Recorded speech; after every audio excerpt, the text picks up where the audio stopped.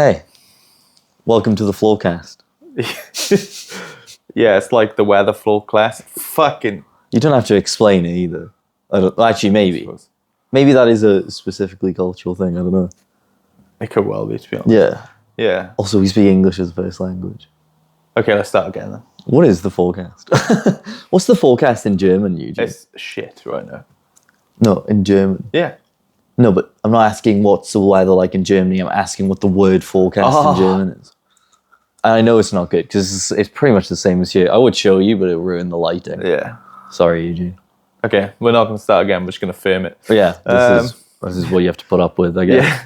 Thanks. So this is our first Floorcast. We're calling it the Floorcast because obvious reasons. Yeah, the joke we just tried to make. Yeah, I've got no sense of humor, unfortunately. So yeah, I mean, moving forward, what we're planning to do is show you some sick movies that we come across and break down some cool movements that we've seen recently. Also, we'll take your suggestions. If there's anything you've seen, you send it to us. You want us to talk about it on this, we can do that as well. That's a good shout. Yeah, that's a good shout. It's also a good way to get like exposure to other content creators and stuff, which I think is pretty good for the community because as far as I'm aware, nobody wants to talk about other people doing things. Not as much anyway, yeah. I mean, there's so many sick people that we see all of the time that inspire us. Yeah. And 100%. I think it would probably be good to share that. Definitely. Yeah, because that's how we work. Yeah. Is that most of the time we see stuff online and we go, that looks cool. How can we adapt it to what we do? Yeah, no, in fairness, that's pretty much what we do. Yeah, it's the library of the world, you know? You literally can see anything you want of any movement anyone's doing. It's super useful. Yeah, especially in this day and age. It's so much easier to just get instantly inspired by one thing and be like, oh, I'm going to try that. And it might not ever go the way you want it to, but you'll end up with something cool because you've seen someone do something weird. You adapt it to you. You learn it. Yeah. And it'll always teach you something as well, which is really fun. Yeah. I always find. For sure. But yeah, so our Patreons, if we ever post this to YouTube, not sure yet, but our Patreons have asked us to do some questions. So, we've got a good few questions to ask. We're just going to do this to introduce ourselves so people know where we come from, what we do, like what our backgrounds are, how we don't learn and how we do learn, things like that. So we're just going to give that a go and hopefully we sound pretty good because, again, our Patreons helped us out with microphones. Hey, yo. And I definitely picked this colour because it's the same colour as the t-shirt, I'm just saying. Yeah, we like pastel colours in this house. Yeah, I wear bright clothes to make up for my dull personality. Okay, so the first question we've got is, tell me more about your background, how and when you started to practice movement and what kind of movement. Do you want to start? No, you go first. Yours is longer, and I can piggyback off yours as well. Fair point. How I started movement. I started movement quite late compared to most people that do this type of stuff. Usually they've been dancing from the time they were a kid or at least doing gymnastics or something. I started when I was 15, 16. I was homeless.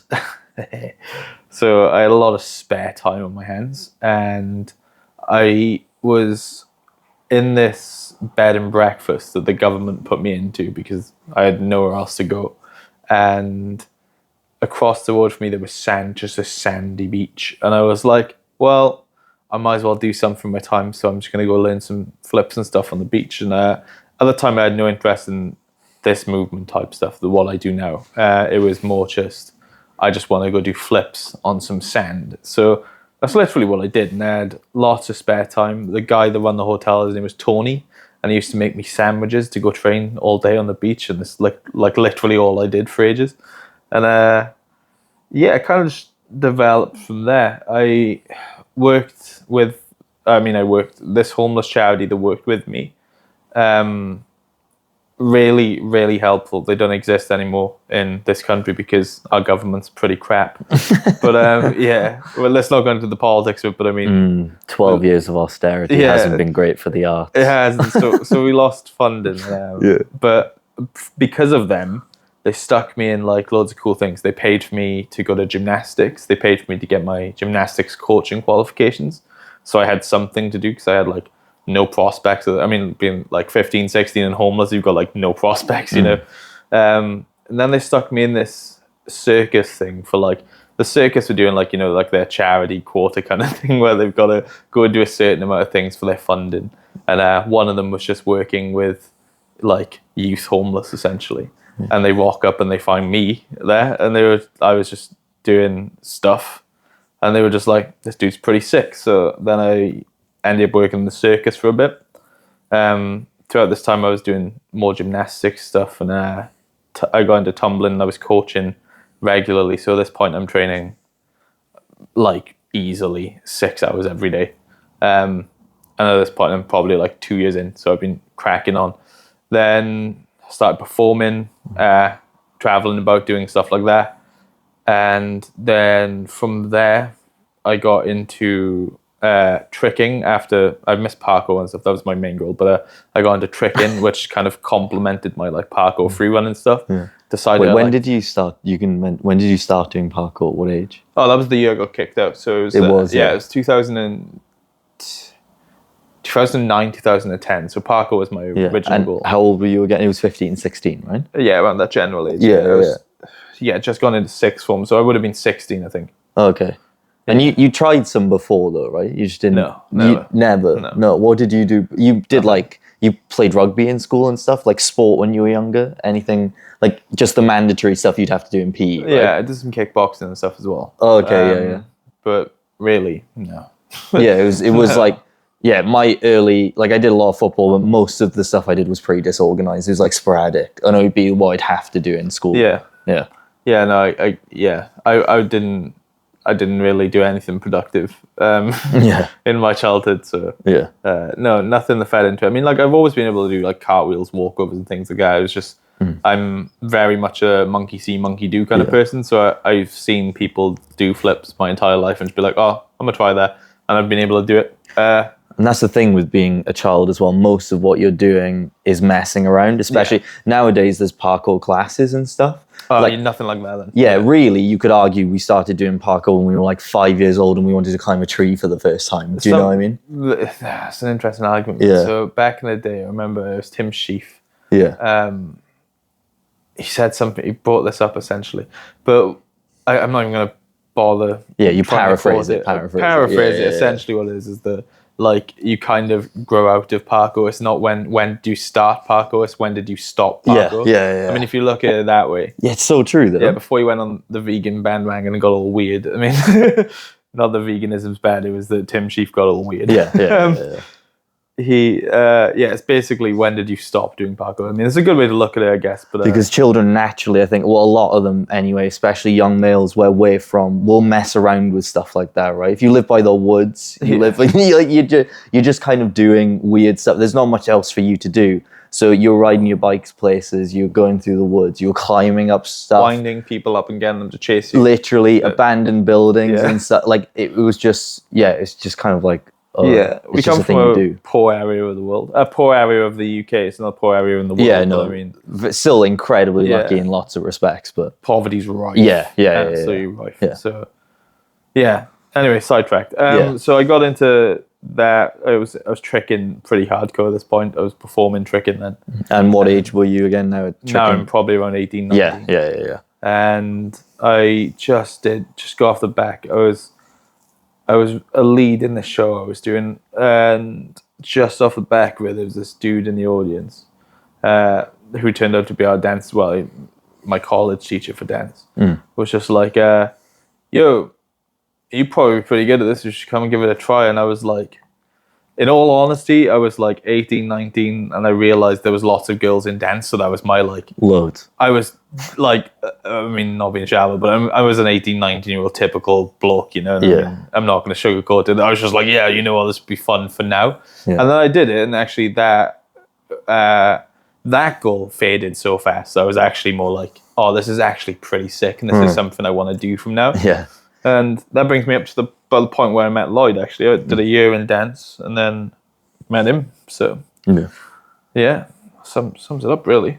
And then you went to university, right? Obviously. Oh, yeah, of course. Yeah, sorry. From there, I went on to do dance in university. I actually went on to study dance. I genuinely do care about it.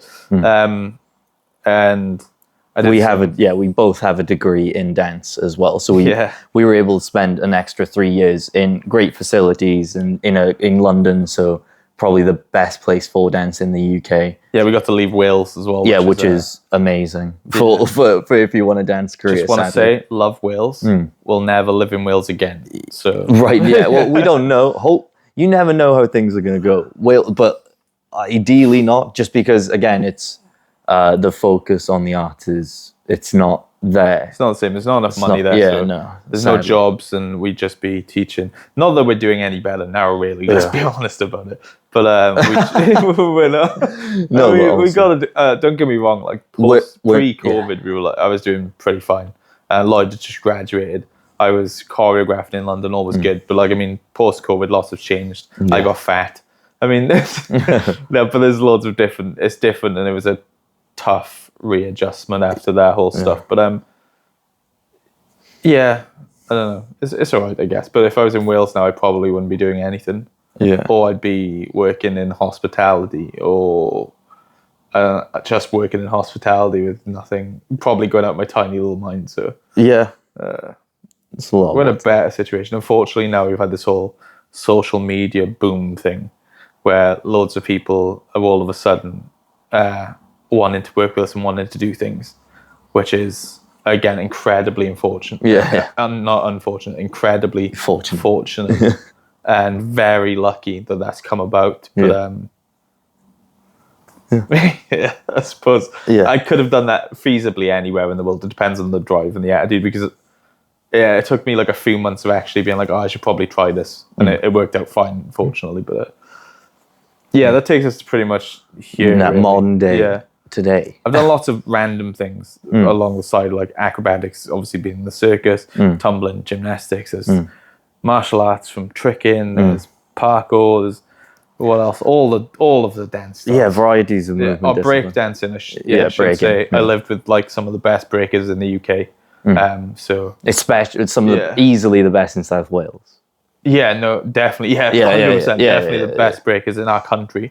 At that point in time, obviously things move, change, whatever. But easily. But I was fortunate because I got taught, like, constantly was around people who inspired me, like people way better than me at things, and that really really informed my practice, and it really pushed me to get a wide practice. Actually, I'm one of them people that just likes movement as most movement as a whole. If I enjoy it, I'll give it time. If I don't enjoy it, typically I pretend it doesn't exist, which is sometimes bad. But so that's my background. Anyway, we'll stop talking about it. nice transition. So for me, if my background was definitely more traditional in the sense that I went into organized sport young. I was like 7 years old. I was playing football, and then I played that most of the time. That was my main thing, apart from obviously whenever you had time off, like we were mentioning. If I wasn't mountain biking, I was climbing something. If I wasn't in the woods, I was in some sort of abandoned building. I was climbing stuff in the middle of town. Once you get freedom, it's just messing around. That was probably my first introduction to movement, was more of an idea of getting somewhere and doing something like that. And then I got introduced to the idea of what parkour was probably when I was about like 10 years old-ish, 10, 11. And that was just because of some older kids that lived around me were doing it. And I was like, yeah, I'll give that a go. But it was so rudimentary in the sense of I would literally just climb things and jump off big things and do like really gammy backflips off of things or front flips off of things. It was not... it was definitely not organized. I didn't train it properly. It was more just messing around. I didn't practice like what are they called, like climb ups and stuff religiously or anything. I wasn't. It wasn't as organized as what we think of parkour as now. Even though there were people definitely doing that at the time, it's not how it got introduced to me. It was more just of a means of messing around when you were bored on a summer's day. Yeah, it's like pre-Star, which is like the urban free flow era. Yeah. Post-Star, which is the rise of social media and how to make better samplers. I mean, that's around 2010, 2011 when people started to definitely. But that was when I first saw actual videos of it looking professional. Like this is an actual thing that people are doing and seem to be doing well, and also actually learning of people who were making money off of it. That was way later than when I was first introduced to it, which was literally just boys jumping off of shit. Running off park benches to break roll. Thinking you were absolutely sick, filming it on your BlackBerry or something. Potato. Yeah, something terrible. Yeah. I got so much awful footage of me from I don't even look at it. Yeah. Every time it pops up on like Facebook in your memories, it's like, you did this 13 years ago, and I'm like, and I can literally just kind of like retch a bit. It's so bad, man. So bad. And so then I also did track and field on the side. I ran for my county and stuff, and then finished football because of a hip injury, and I just didn't like it anymore. I was playing from the age of 7 to 8 to about like 13. I was about to say pretty religiously, often multiple times a week when the season was on, obviously. And then after my recovery, which took ages because it also took us a while to realize what I'd actually done, which was I hairline fractured my hip. I did skating, but that was more just, again, to be outside with my mates messing about, doing things I probably shouldn't have been doing. Oh, I skated as a kid. Yeah. I forgot about that. Oh, wait, are you on about inline skates? Yeah, roller skating. Yeah, I like skateboarding. Sorry. Yeah, I did skateboarding. I also did like roller skating and stuff as well. But again, just is what you did. If you live in a rural area, by a mountain, again, that's what you do. You've got lots of hills. Yeah, exactly. It's fun as well. Yeah. And I was always active, even though I also played loads of video games and stuff on the side. I was always doing something. I still pretty much am. Then pretty much only skated, and not very well, by the way. By not very well, I mean pretty bad. I could like just about kickflip and stuff. It wasn't great. It's hard to do. I mean, that takes you a while if you're not like... If you don't pick things up fast, which I don't anyway, that actually takes a lot of time. But yeah, I can't stand on the skate. I literally can't stand on the skateboard. They're pretty. You look at them, you go, I could give it a go, and they are ankle breakers. They're so bad for you. Yeah, it's like that whole Razor scooter. I mean, now that's gone nuts because it died for a while. And you got like Ryan Williams. Also did scooter. Yeah, Razor scooters, man, wild. I remember when I did my first tail whip on a scooter when I was younger, thinking I was the coolest thing ever. And then it hits you in the back of the ankle and just crying. Yeah, you're only ever able to do it twice, but you try to do it every day. Then after my GCSEs, I decided that I wanted to do something completely different. So I randomly picked musical theatre because my friend thought, why not? You'd probably be okay at it. And literally it was on a whim. It was as ridiculous as that sounds to make a major life decision on something so... I don't know. It felt just like... It's fine when you're that age, though, isn't it? Yeah, you can make those risks. It's better. And I'm so glad I did, because I did that for a year, which is what introduced me to dance, which is what introduced me to Dan. He was on the dance course already. I was on the musical theatre course. We were in the same college in our town. And again, we were really lucky to have the lecturers that we do and the course that we did. It was, for the area, it was incredible. Yeah, our lecturers, top tier bloke. Yeah. Genuinely, they were all really good. They all provided so unbelievably weird. Yeah. I mean, that man was weird. We're not going to get too much into him, but loved him to pieces. Honestly, informed so much of my early dance career, and I will always be grateful. When we went to university, especially, you'd notice it. You'd be like, God, the level of training that we got was this good, if not better, in a lot of ways. And that's a lot of university as well. So that's what got us. That's what got me into contemporary dance, the same as Dan. I saw what Dan was doing, and I was like, I would love to also be able to do something like that. And then so I changed over to that course just to get more dance practice. I found it really fun. I really enjoy the environment. I enjoy the discipline. Musical theatre is really high energy in a lot of ways, and so is dance, but it's a different energy. Absolutely, in that more. Yeah, that's so true. We dance is more like I don't know. It's a lot more quiet focus, energy conservation rather than energy projection. Oh yeah, Jesus, yeah. Musical theatre is a lot of tits and teeth. It literally. You try to keep your energy in here for dance, but like when it's musical theatre, well, I mean, when you're performing in dance, you're obviously beaming. But musical theatre, everyone just seems to embody. They're like burning balls of light. Yeah, they are musical theatre. Whereas dancers, I felt like, I don't know, it felt like a better balance for me. And I love physical training and regular physical training. It makes me feel really good. mentally and physically. And it was just another way of me focusing myself. I wasn't naturally good at it at all. Can attest to that as well, by the way. Yeah, no coordination whatsoever in that sense. I didn't like, it wasn't like a natural fit. I liked that it was a really difficult challenge. And I knew that in 2 years, if I wasn't good enough to get into a university or school, then it would be really hard for me to get in again. So I essentially just smashed it for 2 years. I literally would spend as many hours a day for months, years, literally 2 years, trying to get better at it, so that I could get into university. And I did. And then I did my university training. After that, I went into school. So I taught PE first, believe it or not. And then I taught dance in a secondary school. And after that, I realized that, I don't think that it was the best fit for me.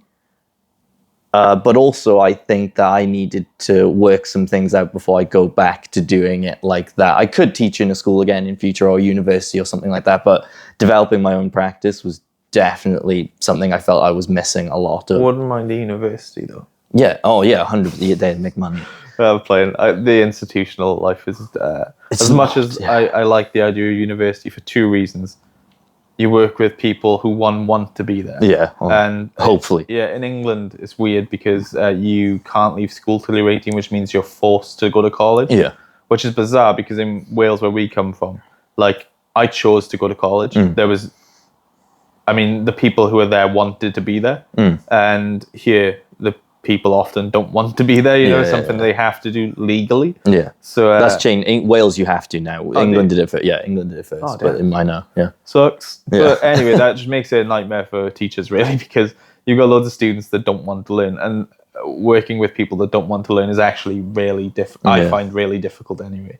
Everyone finds that difficult. Definitely. You can't force people to learn something. So, or you can. It's just a slog, and that is what the education system is right now. Is a slog. But you get that with some, like my uni experience was much like that. Like there was a lot of people there where I'm like, they've just come here for the sesh and not come here to actually train. It's like, why would you get yourself in that much debt just to go there and not use it for... it's depressing. We get so much free studio time. We were in for our university, like honestly, constant 10 plus hours a day easily.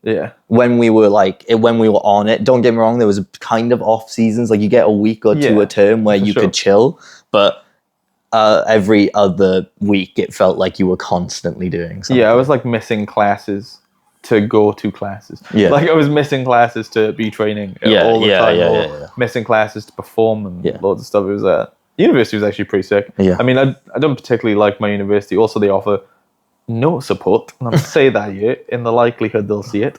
Well, it depends if you go. Yeah, probably.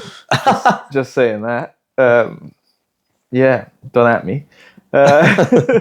But outside of that, the actual free studio space part of university was fantastic. It was amazing.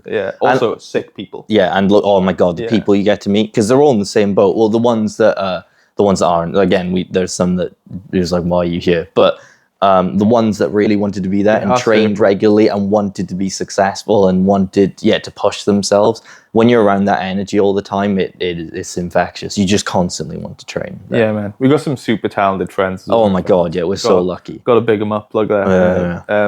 We were with a lot of people that wanted to train cool things. And it came from such different backgrounds. Yeah, absolutely. None of us did the same thing either, which is amazing. Yeah, it's so nice to be around when you get people who think in a different way to you. It teaches you how to think in different ways. It literally works that easy. You're just and also the age you are as well. You take things in like nothing else. I was already old, but even then though, you still. I was still young. And you're still like we still learn very fast compared to a lot of people if you think about it. I don't think age doesn't actually have a factor with how fast you learn. It's more about like neural plasticity, right? It's how regularly you keep learning. I don't know. I think some people. So over lockdown, this guy I was training this 60-year-old to do a backflip. Oh yeah. And this 60-year-old munched in like 2 sessions. Never done anything before, and just decides I'm going to learn a backflip at 60. So I mean, I genuinely believe it's your attitude to learning rather than Sorry, yeah. No, you're right, because this brings us on to your next question, Eugene, which is how do you approach new movements? Oh, I'm actually an awful person to ask about this. And I think this is a good point to jump off, because it also talks about what you were just talking about. So me and Lloyd work very differently like Super this. different. I, without blowing my own trumpet, I really don't have to do much to learn a new skill. No. Like, and I never have had to. Like, I learned a backflip in 3 tries. What else? I learned a double backflip on sand in my first year of training. Every skill of it. I learned a cork. My cork. Some guy was like, "Can you do this?" Showed me. I didn't know what a cork was at the time. Just tried it. I've been able to cork since. I mean, I've learned everything just like that. So actually, I'm pretty awful to talk to about how to learn. Was there any skill that took you a long time? When you start to get past the beginning stages, I'm nowhere near as talented as I used to be, and I also don't value the same things I used to. So I mean, I think that's more the thing. I don't think it's you're less talented. I'm still, I suppose I'm still equally as talented. It's just how you value different movements now. But it gets to a stage after like 3 years where I was learning like triple falls, full in back outs, working on harder like braking skills occasionally. So I was working on like air flares and transitions and doing flare air, trying to work flare air flare and stuff. That stuff takes ages. Like acquisition of skill would usually take me. So my learning process usually goes as follows. So someone will either go, "Can you do this?" and I'll try it and I do it, or I'll think of something and be like, "Can I do this?" I'll try it a few times, eat shit probably a few times, go away, think about it just before I go to bed. And then overnight, I'll just leave it sitting and I'll think about what it feels like to do this thing. And I try to envision what it would feel like in my body. And from there, then, the next time I go train, I will put that feeling into whatever I'm about to try. And I usually get the move more or less like that. It gets harder. Some moves I didn't. Grandmaster Swipe took me a while. It was just irritatingly annoying. B-Twist took me a while originally. I say a while, it was still like a matter of like weeks probably, which is still quite a short amount of time. I would say they're the only 2 moves that have taken me longer than a week, maybe? Yeah. Longer than a week, yeah. Other than that, I've been fortunate. I can twist both ways. And I don't know, I'm also ambidextrous, so there's never been like what side it's on. I got 2 sides to try it on. You know, it's a weird way to explain it, but like when I originally learned to twist, I learned to twist as a right twister. Then I got to double fulls and was like, actually, I think I'd prefer the other way, so I just swapped. I've been fortunate and lucky, and my body's just been like, yeah, you can just eat whatever you want with low consequence, and it's gonna be fine. I've never sustained a serious injury. I mean, outside of silly events where I've done something stupid, but I mean, I've never like hurt myself. Never like a life-altering injury, which some people genuinely get from this profession. Yeah, like sure. Variety of movement professions, like career-ending ones at 19. Oh, I nearly, my first year I had like a career-ending injury, but it wasn't career-ending. So. Yeah, it could be. Like, that's the thing. It's how you bounce back and what kind of support you have around you, loads of things. The severity of the injury. But I just ignored it. It's very common though, right? Like I know quite a few people who right now can't, at similar age, cannot do this job. Wouldn't be able to do, especially like dance training full time ever again. Yeah. Because they literally their bodies are battered. Tearing certain tendons that will never, like, I mean, as long as you can get through your career without damaging your ankles, knees and shoulders, you're pretty much good. Yeah. Oh my God. I mean, your wrists suck. I mean, you can get away with your hips. I guess. Ideally, you want good hips too, but I mean... Yeah, Jesus. Ankles, knees, shoulders. Yeah, Don't they're the worry most about common. the rest, you know? Especially ankle is so common in all of these disciplines, in every single one. Gymnastics, parkour, dance, breaking. Like, it's the points of contact, so your wrists and ankles suck. Obviously, like, broken neck and broken back would suck, but like... But that's you really can get that from doing it. Yeah. And also, you can get that from literally walking down the stairs funny and you fall over, you know? Like you could get that from picking something. Yeah. You might as well chuck stuff. You can click your neck and break your neck. So, I mean, I wouldn't worry about them, but like, wrist injuries, annoying if you want to do handstands, obviously, but there's not many people that want to commit to handstands anyway, so Yeah. we don't stress. But like shoulders suck, knees suck, ankles suck. You don't want to hurt, or if you do hurt them, take it seriously. That's the one thing I'd say. Yeah. Wait, how did we even get to the injury part? So how do you actually approach movement? You answered. That was the question. It also was another question. How long does it take to learn a new skill? Which one took long time or short time? That's why I was feeding you those. Okay. Yeah. So for me, it's a similar thing to Dan. Any human being that has the capacity to imagine something, which is, let's be honest, the majority, right? Yeah. How you first approach learning a new skill is by imagining it. You literally have to create as in-depth visual image that you possibly can, that you then attach sensation to, a feeling to. So like Dan said, literally imagining what the skill is and how it should feel in the body, how you think it should feel in the body. Then what we usually do is we film it, we try it a bunch of times, and then we're looking back at the film of what we did and seeing if what we're imagining and thinking that we're feeling is showing. Yeah.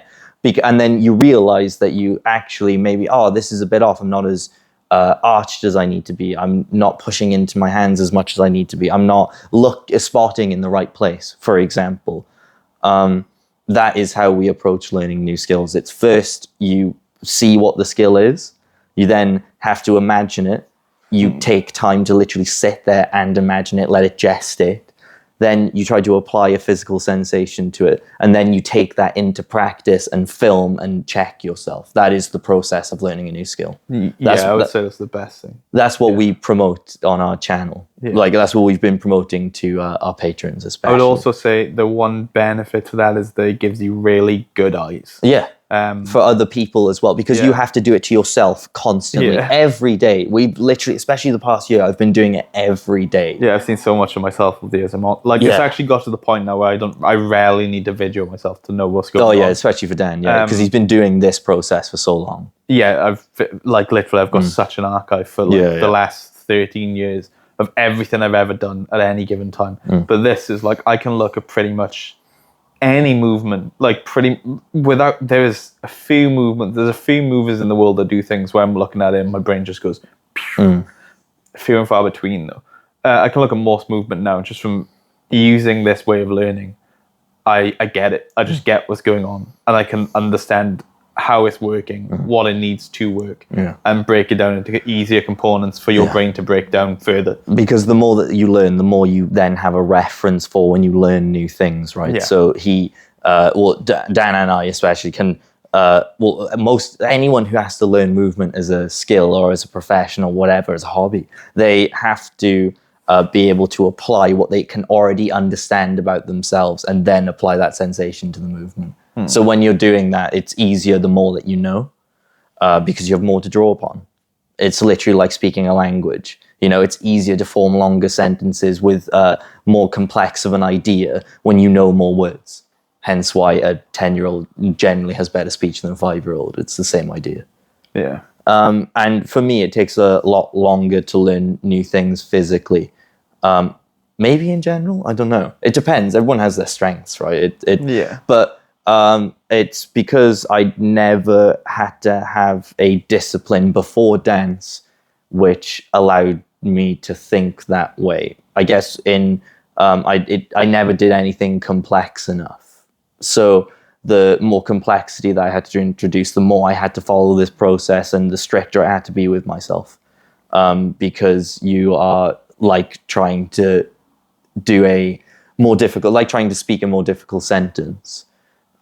You're having to take a lot more from a lot more places, and you're really having to trust yourself. You have to have a proper leap of imagination to go, if kind of this movement is kind of like this movement, I'm just going to see if this adjustment I think I need to do is going to work. And then you have to trust yourself and try it. Yeah. And that takes a lot of time for a lot of people, I think. Years, actual years. You get some freaks who are like, their mind muscle connection is already so in tune. You meet them growing up especially, but they still have to put in a fuck ton of effort to get to the point where they're at. It's just that maybe they have a bit of an easier starting point. but they're It still balances out. yeah. 100%. You're still all doing the same thing though. You still have it. You still get to the crux of the issue, which is the imagination, the gestation, the applying the sensation to, and then having to rigorously check yourself to make sure you're doing what you say you're doing. So like for an example, a skill that took me a short time to learn relatively was a macaco, for example. But then an aerial, which is just as easy a skill for me to like get down. I'd argue easier, to be fair. Yeah, and the refinement process of that aerial took me years. Like I might have picked it up relatively quickly, but that making it get to a point where actually I think it's okay. And it's useful. Yeah, took me ages. And even now I'm still tweaking it. Yeah, even to this day, every skill I've pretty much learned, it's constantly being reworked by new things that I learn. That should always happen. Always happen, yeah. It's like continued professional development. You should always, each thing you learn, like at the beginning, say you have a circle or a square, whatever you want to call it, right? You learn 4 basic flips. Yeah, you learn to say side flip, front flip, back flip. What else is there? Okay, we'll just use them 3. Yeah. There's actually like 0 crossover between any of them. Nothing crosses over. Yeah. They're 3 very disparate skills, apart from the fact that you're jumping and tucking. That's probably the only thing. Yeah, and even that's not even like because they tuck differently. They do. Yeah, and they jump differently. Like you literally have to imagine the jump to be different. Yeah. But yeah. So then you learn like an aerial, for example. Yeah. That's again nothing to do with all of them. Yeah. Then you start learning things like aerial twist, right? You learn an aerial twist. And all of a sudden you're thinking, oh, I could learn a B twist. Oh, I could learn a B kick. Yeah, that's like an aerial. Yeah. And then you start thinking, oh, now I can do this twist. Could I do like a side full? Yeah. Then you do a side full and you realize all of a sudden that you can't front flip 180 yet, but a side full and a Rudy, which is a front flip 540, pretty much the same skill. Yeah. And all of a sudden these pathways start becoming really apparent. And that's where learning happens. And what will happen is this will all keep feeding back to the basics. So you should always check them basics because they will get better and better and better and better. There's no limit to how good they will get, to be honest. Until you stop being able to train at the level in which you want to. Like age will catch up to you or life will catch up to you. You know, it is all about those things. Yeah. And especially it's, again, back to the analogy of it being like a sentence, all those skills that Dan mentioned are the words that are building up the sentence that you're trying to eventually create, you know? And it's super important that you constantly go back and remember those words because they are the basis of everything. It's like creating your paintbrush before you get to actually paint it down. Once you have all those words, you can then think more creatively of your sentence, or you can be your paintbrush is so good at this point that to paint is easier. It's the exact same. It's the sharpening the axe. Yeah, exactly. Perfect. Sharpening the axe. It's you are literally just sharpening your axe every day to get it better at doing the thing that it needs to do. And then you cut down a tree in 5 minutes. Yeah. It's the goal. Once you get like a certain proficiency as well, you can just kind of, it feels so playful to try something new. It stops being like kind of sketchy or scary, and you start being able to trust yourself more, and your mind is more open and receptive to taking in new information. It's not worried about preservation as much. And for me especially, that's what I found. I think you didn't have that so much, which is probably why you... Awful self-preservation skills. But that's why Dan learned them so quickly, is because he... even though those like self-preservation skills probably could have been well applied to other aspects of his life, when it came to dance and learning new skills, physical skills, he was able to make that creative leap that I mentioned before. He had that trust in himself to just go, fuck it. Yeah, I'm very, I've always have been, probably always will be, I'm very confident in myself. Like, I'm very self-reliant, but I also know that I'm always going to be able to get myself out of something. And that has got better with experience, but in the beginning, it was almost false confidence. I believed that, I'm not, I'm not going to hurt myself. That can't happen to me, kind of thing.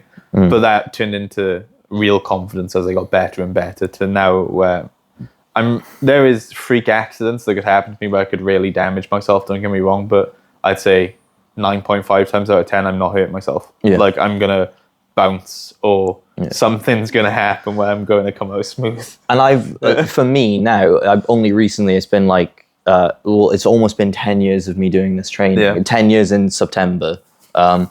The only now have I reached the point where I feel the same about most new things I try. I'm like, I'll probably get to a point where I know I'm not going to at least break anything. Yeah. My hands can go up. Yeah. I can now trust that I can try a variety of things, and I will probably get to my hands and feet, or I'll be able to roll out, or I'll be able to take the hit. Yeah, or just take the hit and like just because I've taken big hits and I've looked at it on video and been like, God, that looks awful, but it didn't feel that bad. Yeah. It really didn't. Well, it barely felt like anything. Because you get used to it. You learn, learn how to spread out the force of whatever impact you're about to take. It's like micro adjustments. Yeah. And it's instinctual as well. You the more that you do it, the more you don't have to think about doing it when something bad happens. Yeah. Especially. You can't, one thing I've always learned is, I've thought about this for years, I've always been trying to think of ways that I can teach people air awareness. And the conclusion I've come to is that it is impossible to teach someone air awareness. It just takes time. People can learn air awareness, but you can't teach it because it's just something that's innate to that person. Yeah. And it needs to be worked on to the point where it is innate to yourself. Yeah. So, air awareness. Big up that one for sure. So this moves us on to how do you train? 1 second. Let's take a pause. I'm going to check if this doesn't stop filming. Yeah, okay. And that concludes our ad break. Oh, yeah.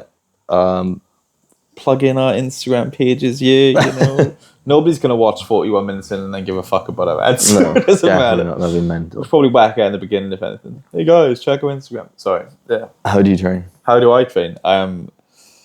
Dan's notoriously bad. I am notoriously bad. I would not follow the advice he is about to give. I wouldn't give any. I am. Like when Lloyd said earlier about like freaks, like people are like one-offs. I am kind of in that category. I'm weird. I am weird when it comes to training practice. So like going back to when I first started training, I am obsessive as a person. Like I will. Lloyd has seen me sit down and just do things for like 2 weeks with practically no sleep, and that is literally what I do as a person. So I will go through stints of, especially when I first started this movement stuff, I trained realistically every day for 3 years, just non-stop, like 3 years. And I progressed really far in 3 years. Then I chilled out a bit. I mean, I was still training like a crazy amount for any human. By the way, at that age, especially I think that is possible. That is feasible. The older you get, the less feasible being able to just train all the time. For the average person, again, there's some outliers. You look at high-level people in any profession, any physical profession, especially if we take someone like Cristiano Ronaldo. They got fit. He's being held together with drugs, physios, literally, yeah. He's an old man. Incredibly wealthy, but also, like, one, probably a physical specimen to begin with. Two, incredibly wealthy. And three, has amazing training facilities and things that he can use. The whole team around him, keeping him together. And so... but when you're like the average 15-year-old probably could get away with battering themselves for 3 years every day easily, and they would develop stronger from it. It's the time in your life in which it happens. I got very strong. So that's what I did. I didn't warm up.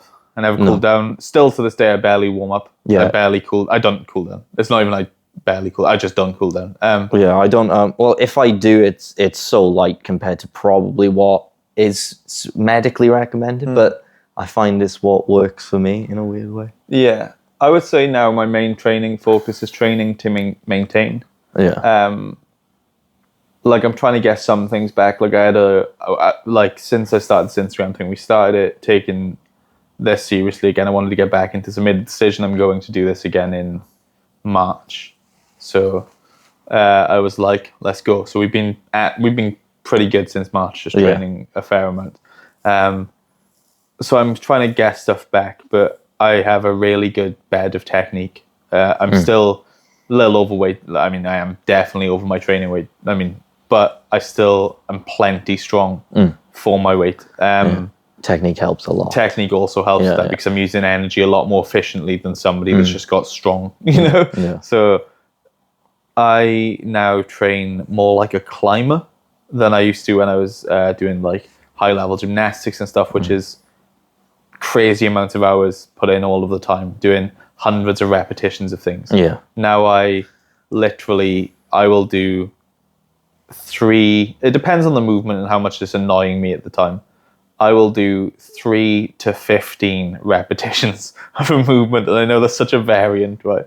But if you're doing something, if you're like very close to landing something and you can keep a cool head, then do a few, chuck a few out, do like 10, 12, do it till you gas, because that will really help you. Like once you're fatigued, you can only rely on your technique will improve. And I genuinely believe that. So what I do now is more like a climber. I'll do something until I'm a little bit gassed, leave it a bit, do something until I'm a little bit gassed, leave it a bit. I never push too hard. If I'm learning a new skill, then I'm biting at the bit almost. I will just be like, I'm going to do this skill now, and I will grind that skill until it's done. But outside of that, just train to maintain, keep everything nice, soft, have fun, because that is something that I forgot existed for a while. Oh yeah. And all works out fine. I mean, that's my training approach. You don't have to train. Don't get me wrong. If you want to see, crazy. I think anybody that's into movement, as into movement as I was when I first started, if you want to be like bashing out some of these skills that you see like these hyper successful people do, I genuinely believe 3 years is all you need. If in them 3 years you're training 6 to 7 hours, 5 to 6 days a week. Literally, though, it's ridiculous. Yeah, that's why it is. To see crazy progression, you generally have to be young, because you have the time and the body that can afford to be battered in that way. I think as you get older, the approach has to be more intelligent, and hopefully you've built up a foundation previously. You get progression peaks. Yeah. I think you get more progression peaks if you train like that, which is actually a lot more beneficial. You go through a stage where you're building up lots of strengths and lots of technique across a wide base of things. And you start to get comfortable, and you're like, I've plateaued. And you're like, why am I not progressing? Then you try stuff and realize all of these things are contributed to what you're about to try. Yeah, and you just start popping suddenly I can now do this thing that before used to feel impossible. Yeah. The for me, it's definitely different, because I'm not relearning. I'm not relearning anything. Most of what I've learned has been new. So for me, I'm still massively in the process of I have to periodize things. So like Dan said, you have to have focuses. So in training, they call that periodization. It's having a span of time in which, and it varies depending on how long that thing needs to be useful for your main discipline.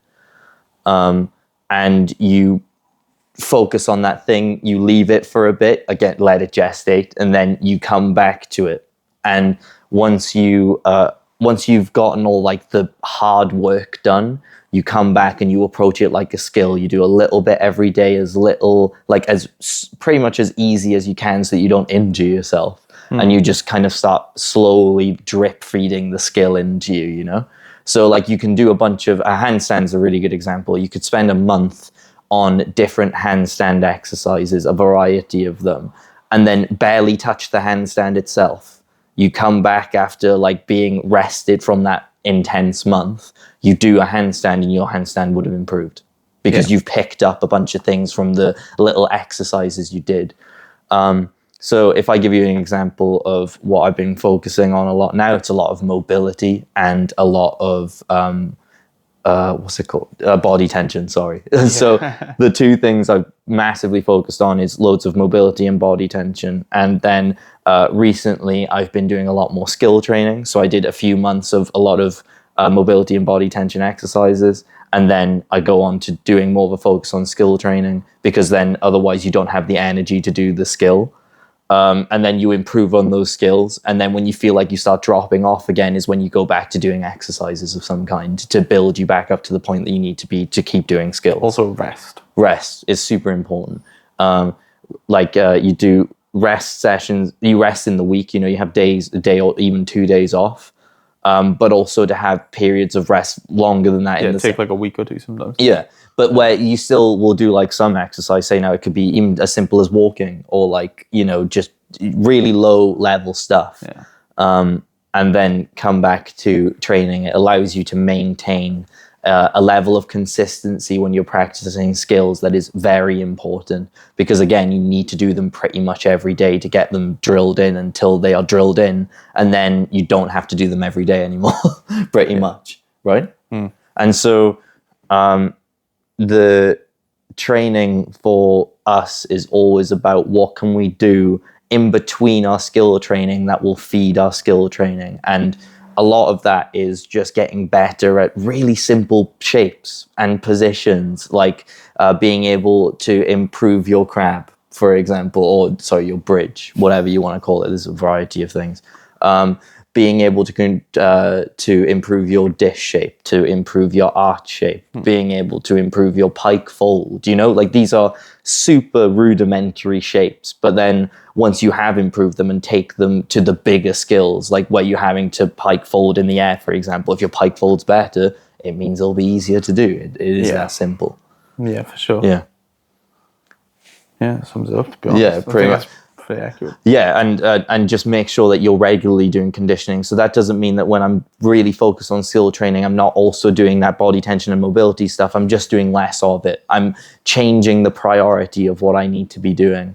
And use a variety of things as you can. Use gym equipment, use your own body, use the wall, use different surfaces if you need to, like anything that can give you a leg up is using really the skill itself as well. As super dumb as that sounds. Because it sounds people will be like, well, yeah, obviously, but it's your approach to it. When you're using the skill, it's more about being able to not just, I'm going to try and chuck the shape. It's really being focused and attentive to what that skill is and what it feels like, Yeah. Like if you want to do, if you want to be able to do the splits, it really helps actually to be able to kick into a split for most men, especially. Yeah. Right? Or, if you want to get better at a backflip, for example, do 100 backflips, come back and chat to me about what you've learned. Yeah. And then do another 100 backflips. Yeah. And you'll note, as tedious as that is, you will get very good at it. Yeah. And even if that 100 means you're doing 10 a day or 10 a day, 5 days a week for a few weeks. Yeah. Like, or even less than that. 10 a week, it doesn't matter. Oh yeah, easily. You just have to break it up depending on who you are. You need to know what kind of person you are. If you know that you're a middle-aged person and you don't have the luxury of being able to chuck 100 backflips in one day and still be able to function for the rest of your life, like having kids and having a job. Yeah, I wouldn't be able to. Yeah. No one can. So you've got to be able to go, I'll do 10 backflips, like Dan said, over the week if you need to. But that's good enough. Yeah, that is good more than good enough. As long it's consistency, it's not intensity. Intensity is a young man's game. You can only put up with that for so long. Yeah. As you get older, you learn it's more about being able to just regularly try things in different scenarios and to be confident enough and to be well rested enough that you are able to really give it a good effort and to consciously remember what you did and what was better about it and what was worse. Right? Yeah. No, that's pretty accurate. Yeah. Yeah, literally. Yeah, it's a self-awareness. Yeah. And that can only happen if you're not completely gassed all the time. Like if you're coming into sessions and you feel like foggy, you've had to drink like 4 cups of coffee just to get through it. That's fine if you want to build up an aerobic capacity, but that's not what we're doing. Like if you're a marathon runner, a lot of your sessions are probably going to feel like that. That's just the sport that you've put up with. For us, you need to be clear-headed, focused. You need to be in it. It is as much a mental skill as it is a physical skill. Yeah, I would argue it's like 60-40. Yeah. 60 mental, 40 physical. Easy. Definitely. Yeah, for sure. So why did we decide to work together? Oh, good question. We both offer different things, which really helps. It's different ways of approaching stuff, right? Yeah, absolutely. Yeah, for sure. Yeah. We both have different ways of doing things. Dealing with how we deal with people, for example, is one thing. I'm not good with people, like really. I mean, he's putting himself down. No, I mean, like, I'm all right with like online and doing all that stuff. I'm actually pretty good at that and talking to people now, I guess. But I mean, like, I don't know. I'm usually very good just to be left alone in the corner somewhere. Like, not saying that's like, I don't know. It's just the kind of person I am. I'm very good. Just leave me do me, and I'm pretty good typically. But I need the space often to do that. So that works. But Lloyd does similar stuff to me. Which also works, but which have different ways of communicating. Yeah, ideas. Yeah, which is really the benefit of working together. Because if you ask me, usually I'm either wrapped up in my own world and not thought about it, or it's just something I don't inherently think of this type of stuff. It's just not what I do. I'm very much a doing person and not a communicating person. If the amount, because it takes me longer to learn things, the amount of information I need to gather feels greater for me until I can synthesize it down. Dan, a lot of the time, is much better at the initial synthesization of the idea. He makes it simple for himself. I heard a quote recently. I can't remember where it was from. It was from some video, but someone was about to try something scary and difficult. It was a parkour video. I think it was the Star one, actually. Okay. And he was like, oh, for a moment it felt simple, and I went to go do it, but I stopped myself. And someone else there said that, yeah, that's the moment you need to focus on and remember and know that that's in you. It's the rawest form of what the movement you're doing is, the most simplest form of it. If you go, yeah, I can imagine myself doing that. That feels simple. It probably is that thing. A lot of the time, we're cutting in a bunch of stuff, like our own anxieties, fears. Making things complicated. Yeah, making things complicated, right? Yeah. And some people need a lot more of that initial information to get to that synthesized point. Other people don't.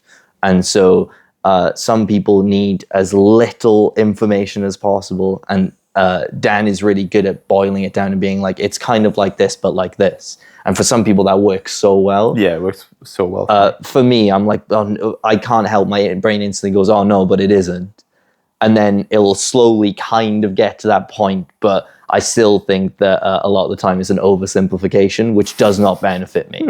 It makes me feel like, oh, but why can't I get it if it's that simple? It's not that simple. That's the thing. Yeah, we definitely argue about that. Yeah, all the time.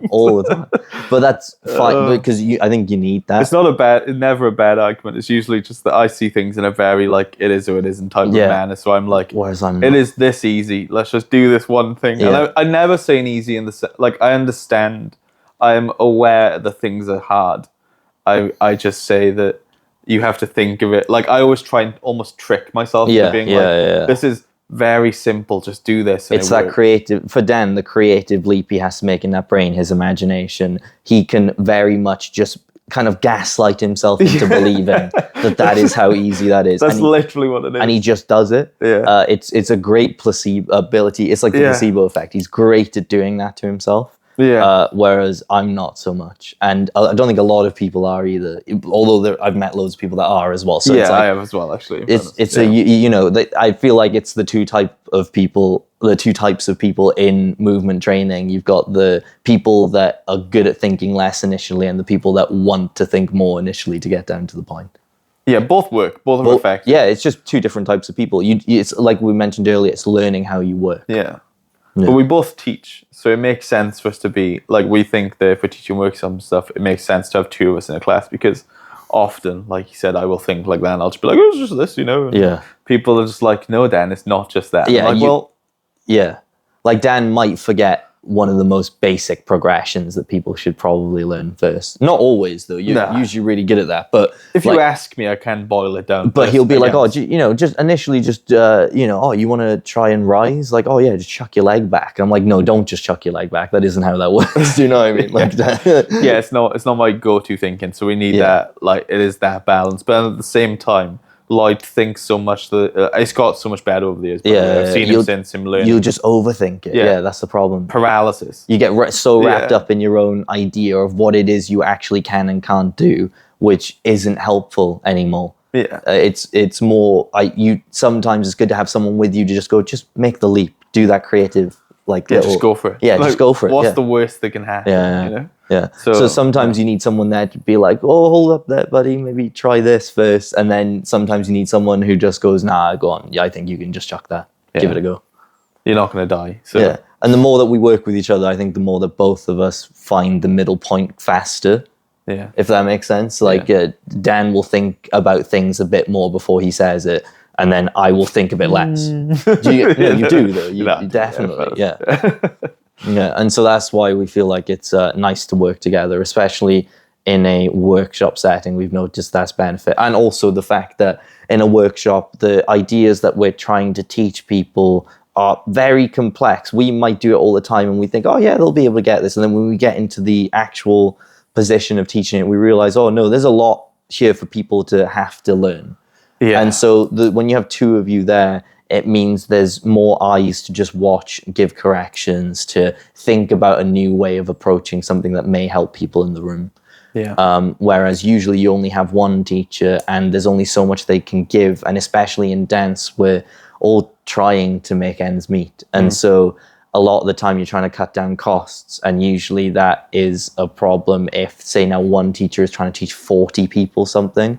Do you think they actually are looking at all 40 people in the room? No. Yeah. And dance is really bad for that, especially. It's whoever's in the front row and doing the best a lot of the time is who's getting a lot of attention in these classes. Also, teachers have favorites. Oh, yeah.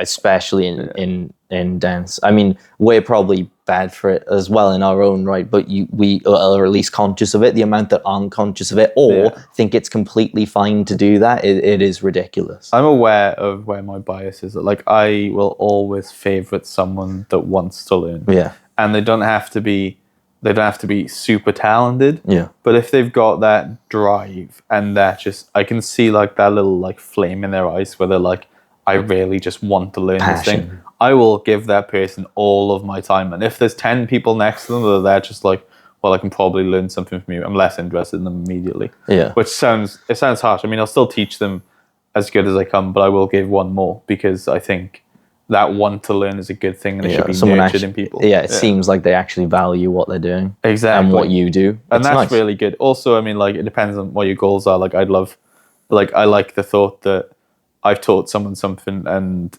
they're going to go and teach someone else something and that person's going to be like, where'd you learn it from? And they're going to be like, they're going to be like, oh, I learned it from Dan, but it's that trail, you know, it's almost just like you teach one person thing and they teach 800 people thing. You're reaching a lot of people. Yeah. Which is... You actually are having an effect on the thing that you care about. Yeah, it's positive. Yeah, definitely. Massively. Yeah. So that's what I enjoy. And especially when we get to do workshops, we always feel that. At the end of it, we have a buzz, definitely. We're like, yeah, we felt like we did something there. That's positive. Yeah, that's true. They're stressful, but it's true. Yeah, it's good stress. Yeah, it's good stress. What are your plans for the future, specifically movement related? Do you have any? What are your goals? Training goals? Dance empire. I'm joking. Yeah. I'm not joking, actually. I'm going to have a dance empire. And I don't even know what that means. I honestly don't know what that means. Like, I want to just be sustained by my career choice and just doing things that I enjoy and teaching people cool shit, man. Yeah, as many different types of people as we possibly can. Yeah, get to travel, get to meet people. Yeah, like, get to help as many people. But it's a complicated question because if you asked me this 4 months ago when I was sitting there on Instagram and I had 1,000 followers and you were like, damn, what do you want? I would have been like, oh, I want just a dance empire. And now, like, we've got like across platforms like near enough 50,000 followers, which is still not that many, but for like our industry, it's actually quite a fair amount. Yeah, we're doing all right. It's quite good, but what it means is that opportunities have changed now. Yeah. Like the other day, I got a message about going to teach out in New York, and that's something I've never even considered. Like I didn't even think that would be an opportunity to be given to me. So I don't know what I want to do now. I know I want to keep going with like Dance Empire, but in terms of like, we're really fortunate that if we keep growing the way that we're growing, we will be afforded some probably crazy opportunities. Yeah, things that we never even imagined we'd be able to do. Yeah, so it's such a wild card right now, and it's such a weird and early place in the thing we're trying to build that I don't know, and that's exciting. Actually, I kind of like the fact that I have no idea. Yeah. Absolutely no idea. You never know. We could end up. I don't know. We could be YouTubers. Who knows? Yeah. Like, I'm not saying, like, to be honest, YouTube would be great. I mean, from a monetary standpoint. But we definitely have to channel that into something that we value, because Yeah. I think the through line of any decision that we're going to make, or how we're going to take what we do, is that it reaches and helps as many people as possible. Oh, absolutely. That is the basis, and that could be any type of person. It doesn't matter the environment, or it's just literally, like we said, the willingness to learn things. Yeah, like, I'd love to bring stuff like this back to, like, community settings, like grassroots settings. Oh because, yeah, but especially back home in Wales. Oh dude, my god. I was homeless. I had some charity be like, yo, let's do this. And there were some people that did movement and stuff that came out to work with people that didn't have opportunities. And I was one of them people that didn't have opportunities. Yeah. And because of that, I was given opportunities, and I have now gone on to do lots of cool things and become quite talented over the years. And So why not now give it back? Exactly. Yeah. It's the perfect time to give it back. You know, it's the perfect time to be like, yo, let's help some people out, you know? Yeah, literally to give someone who hopefully is, or not hopefully, is sadly in a, like, probably not a great position, and give them a way out. That's what dance provided for both of us. A way absolutely. out. It was a way out of where we were, and it allowed us to develop ourselves in a way. Like, if you asked 15-year-old either of us if we would be in any position like we are now, we would have told you that you were nuts. I would absolutely laugh. I wouldn't be dancing. What are you talking about? Yeah, I probably would have said something sketchy, and then I don't think it would have been positive. It's weird. Yeah, it's so. But yeah, hopefully we get to, in future, give someone who is in that position, who never thought they'd be able to do anything like what we do now, and allow them the avenue to do so. Also, just making, like, the stuff we do more mainstream in our industry. Yeah, that would be sick. The ideas around how you approach movement, I think, is a lot healthier than a lot of other ways people exercise nowadays. I'm not saying that doesn't mean they shouldn't be allowed to do them, and there's also lots of ways in which what we do isn't necessarily healthy. It's high impact and stuff, and, you know, like, we don't know what we're going to be like when we're 90. Our bodies are going to Oh, no, I know, man. I'm 30 and my joints hurt. Yeah, we're going to be destroyed. Yeah. But at the same time, our idea of ourselves is so much healthier than a lot of what I see on the internet. Yeah. Also, I just think that we have I'm not going to be like this typical influencer, like, my way is the best, because I don't think it is. No. I think if you want to achieve stuff that I've achieved or end up like me, then my way is probably the best way to achieve that, because I did it, right? Yeah. I mean, that's my logic. It might be a bit tweaked for you, but, like, ultimately to do, like, what I do, then probably follow something that I've done. But I'm not saying under any circumstance that that's necessarily the best thing, but I do think it's a really healthy way of learning, and the approaches that I have to movement. So, like, when we did, like, a professional dance training, dance is like 40 years in the past. Oh yeah, hugely. And it's a horrible way to train. It just is. It's just ineffective. It's so ineffective. Pointless movements. You spend hours working on things that really you could spend 5 minutes doing instead, a more efficient exercise, and you would literally be better at it. Balance, I think, is a big one. Yeah. I don't get why they train balance the way that they do in dance. They don't use anything to help them when there's so much stuff. Just balancing on a rope, for example, compared to balancing on the floor, does so much more for you. Stabilizes. Exactly. It does so much more for your actual muscles that are meant to affect your balance. It does it more in 30 seconds than the first 30 minutes of a lot of dance classes, in my opinion. Also, they teach you no skills to not hurt yourself. Yeah. Oh my God, that's so true. And they receive so many injuries and they wonder why. Yeah. Yeah, it's the setting. They don't like, mats aren't used enough either in contemporary dance. That should be a thing. Yeah, they're so up themselves. They're like, oh no, this is the way that someone did it 60 years ago. And I'm like, it's legacy. Yeah, if you look at if we were still doing stuff the way medicine was 60 years ago, there would be a lot of messed up practices that still exist. I probably got lobotomized. Yeah, or something. Yeah, literally though. Literally. That's true though. Yeah, so it's we hopefully will bring more awareness to that and be able to push what we think is more effective ways of teaching people movement and confidence, and not to have that air of superiority around it, just to be like, no, anyone can try this, and we're going to try and provide it in the most efficient and simple way that we can. Yes, absolutely. We don't have this massive ideology around it that's rooted in some crazy person's ideas from 40 years ago.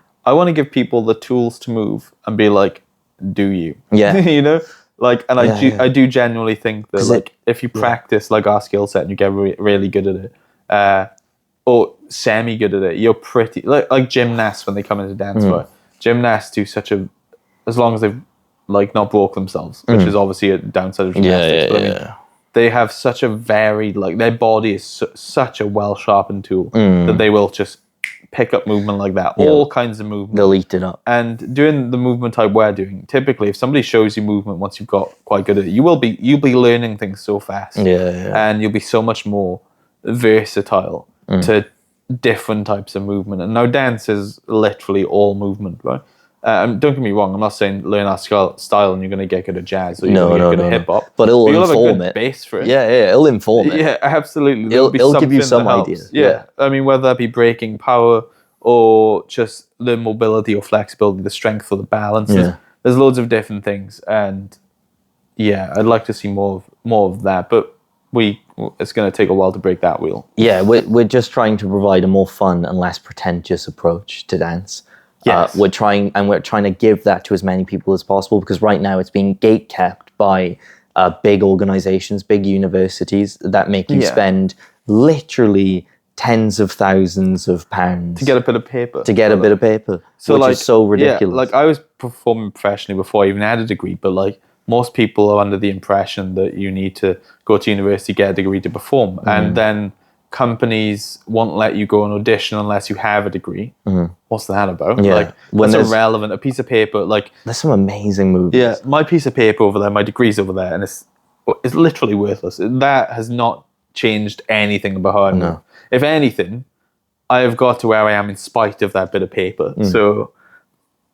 It literally just provided us a place where we could train and meet people for free training, meet friends. Yeah. I don't know. I'd like to break that wheel. I just want more people to do things, and let's not be pretentious about it. I just like people. I want to see more people do cartwheels. Yeah, literally. That if I got like a few 100,000 people doing a nice cartwheel, sick. Yeah, absolutely sounded. I'd be happy. That would inform them in so many more ways. I'm not going to tell you it's going to fix your life problems. No, because it's not. It isn't. I'm not going to tell you it's going to make you the best ever at anything. Yeah.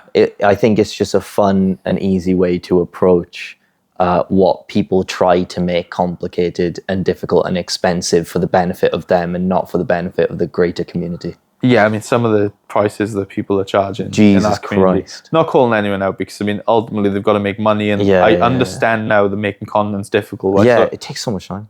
However, some of the prices, like £120 for like literally a few hours with them. Yeah, not even like, or like a PDF for like £200. Oh my god, yeah, that you need to sort yourself. And I will call. Yeah, I'm not sorting out someone directly, but if you do that, you should stop. It's like a mass-produced document with some videos attached, which realistically took you probably a day to shoot. It's not even individual. Yeah, it's not tailored to anyone, but you're paying £200 for it. Like I promise that if I ever get to even 1 million followers, right, I am never going to charge someone £200 for a mass-produced product that I don't even like.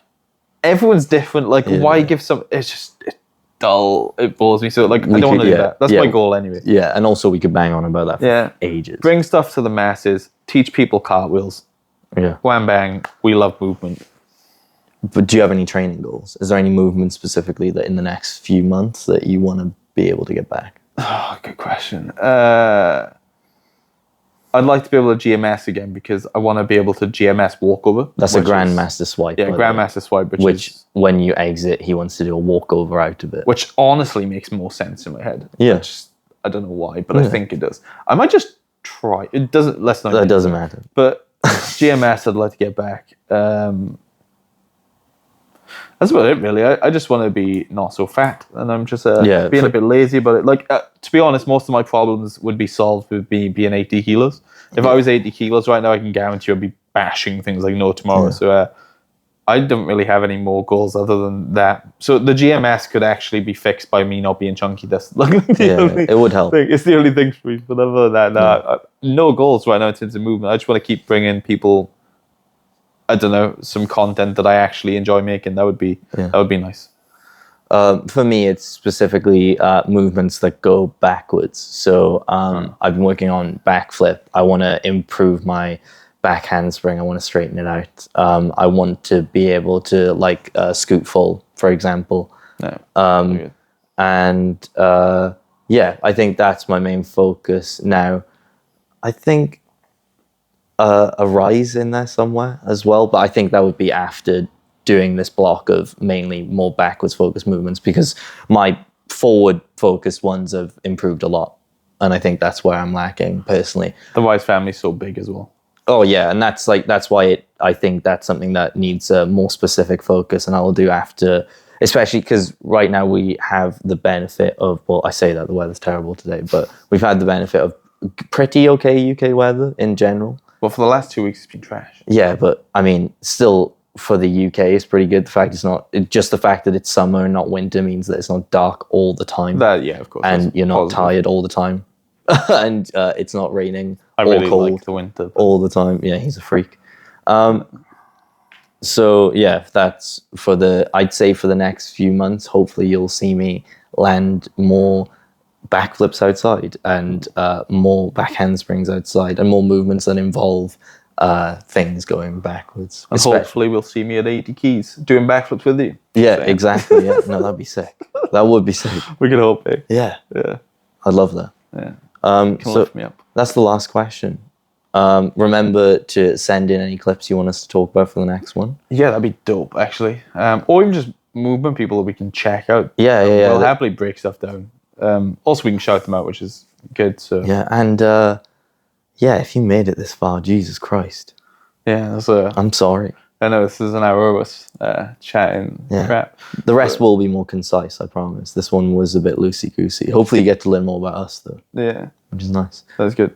And I'd say that concludes the first episode of the Floorcast. This is, the Floorcast. Such a good name. We literally thought of that like 10 seconds before starting, yeah. So, yeah, I mean, I don't know if this will ever go on YouTube, but I suppose if it does go on YouTube, hi, big up to the Patreons. Eugene. Big and now we've Eugene. got...